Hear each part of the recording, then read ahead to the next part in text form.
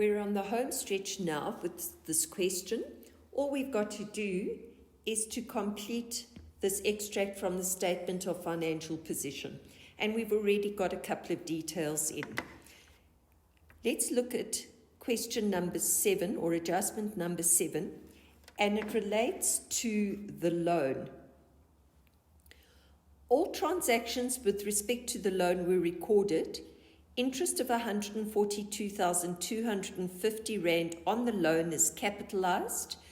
There's a fixed monthly installment including interest, and that was paid in full.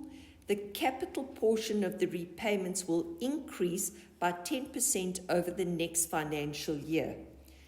Now, this is extremely important. Capital portion of repayments over the next financial year. When there's ever any mention of repayments in the next financial year, immediately you must know that we've got a current portion of loan because it's happening in the next 12 months. Just in case we forget, go and write that in now. We don't have the figure, but this is to remind us to put this in. Current portion of loan.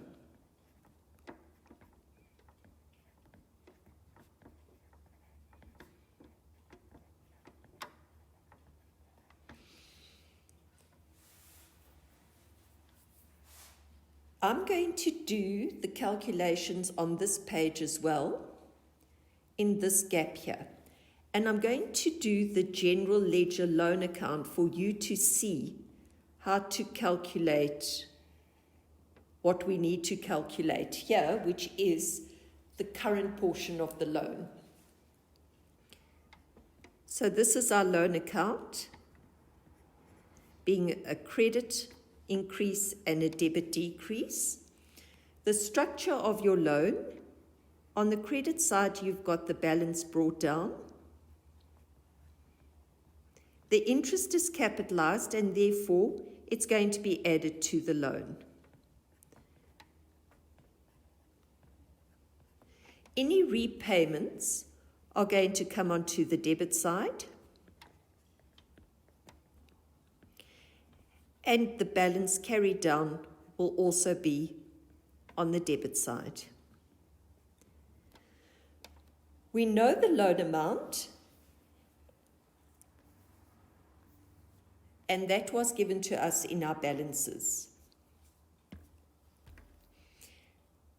There's the balance brought down, there's the balance carried down. I want you to go and put them in. On the credit side, we've got 1,280,750. And the closing balance is 1,159,000.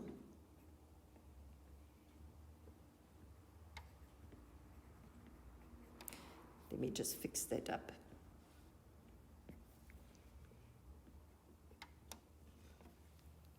We were given the interest figure. The interest was 142,250. 142,250. And I just want to show you that that is the figure that was entered into your statement of comprehensive income. There it is sitting there. Back to our loan. The figure that we are needing to calculate is this bank figure, but we're halfway there. In fact, we're more than halfway there. Total, your debit and your credit side. So this should come to 1,423,000.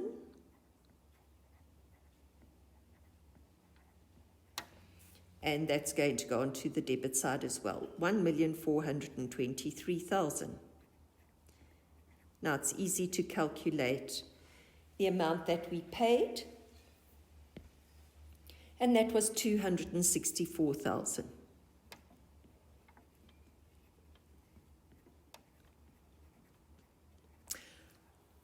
This is where it becomes very important, and I need 110% of your attention. This payment that we make over here, this 264,000 here, that first and foremost pays all of the interest for the year. So that is the first payment out of that 264,000. And the balance of the 264,000 comes off your capital. So I'm going to say that again. The first amount that gets paid is this interest. The interest always gets paid in full first, and whatever left over then gets applied to the capital balance. So let's calculate how much did get paid from the capital. 264,000 minus your interest of 142,250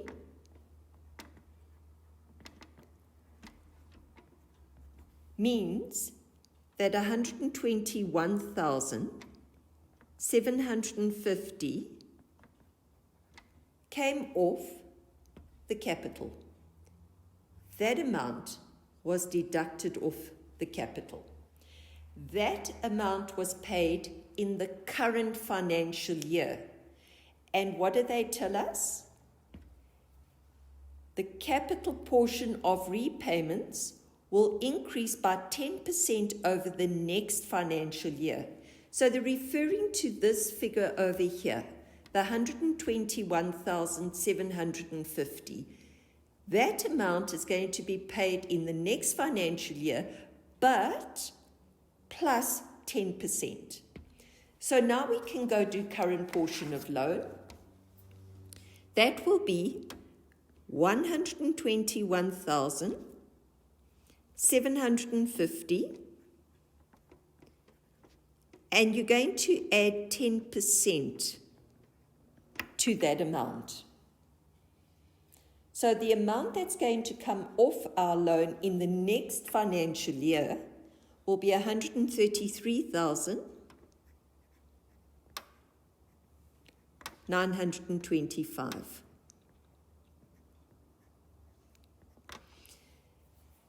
Now we can go and adjust our long-term liability. There's our loan. The balance on our loan is the 1,159,000.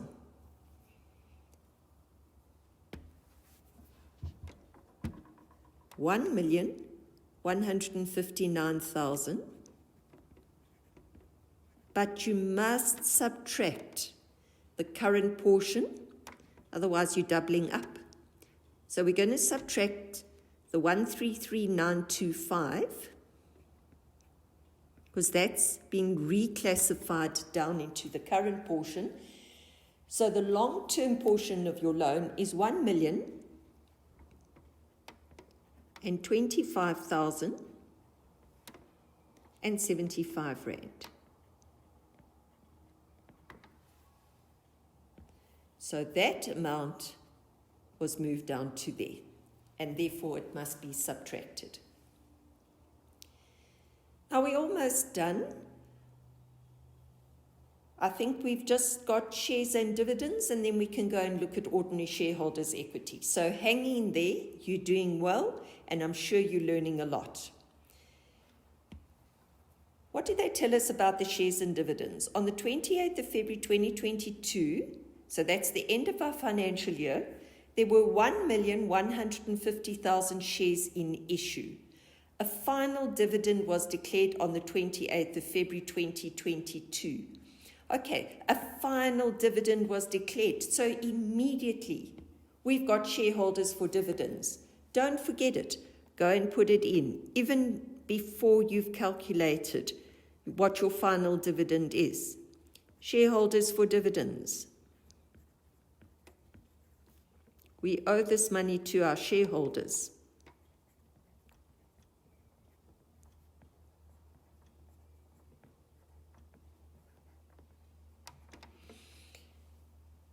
Total dividends for the year amounted to 345,000 Rand. Total dividends, and if you recall, we were given the interim dividend. Go back to your balances. Dividends on ordinary shares, 207,000. So we've got the interim and we've got the total. So the difference must, of course, be your final. Total dividends for the year, 345,000.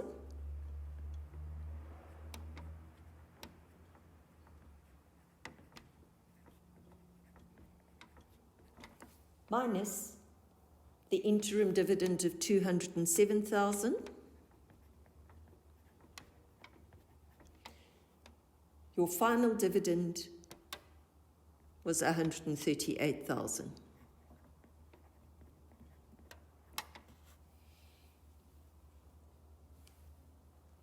Let's finalize this trade and other payables. We just need to add those two figures together. And your trade and other payables comes to 452,300.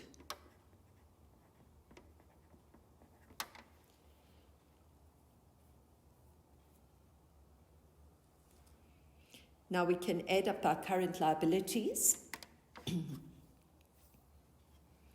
And we get 746,925.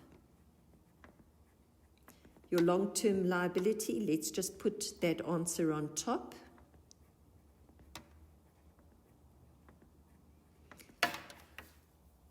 And now we need to look at our ordinary shareholders' equity. What is the second account that makes up equity? Equity is made up of two accounts, being ordinary share capital, and your second account is, of course, retained income. They don't give us a figure for retained income,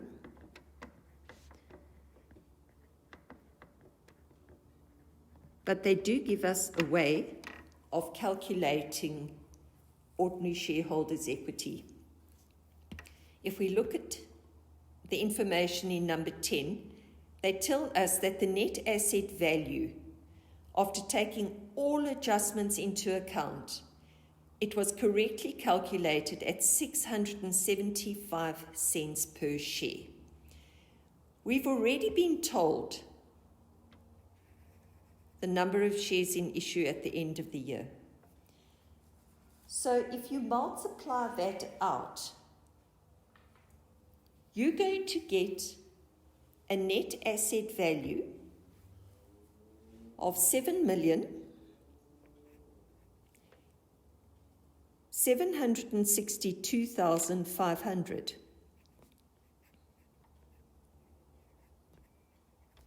So where does that fit into this statement of financial position? What is the net asset value? Whenever you've got the word net, it means that something has been subtracted. Net salaries is gross salary minus deductions. Net profit is after your expenses have been deducted. So your net asset value will be assets minus liabilities. And what does that equal? Think of your accounting equation. That equals owner's equity. So there we have it. We've got owner's equity.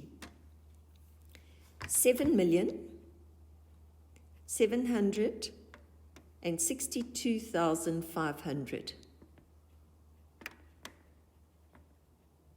And from there we can work out our retained income, which is 1,092,500.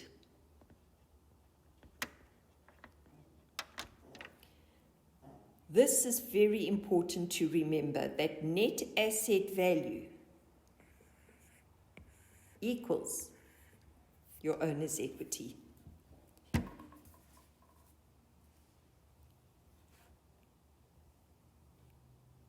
And that takes us now to the end of that question. The important things that I want you to remember, the takeaway from this is, number one, you are always going to have a balance on your SARS income tax account when you're doing a statement of comprehensive income.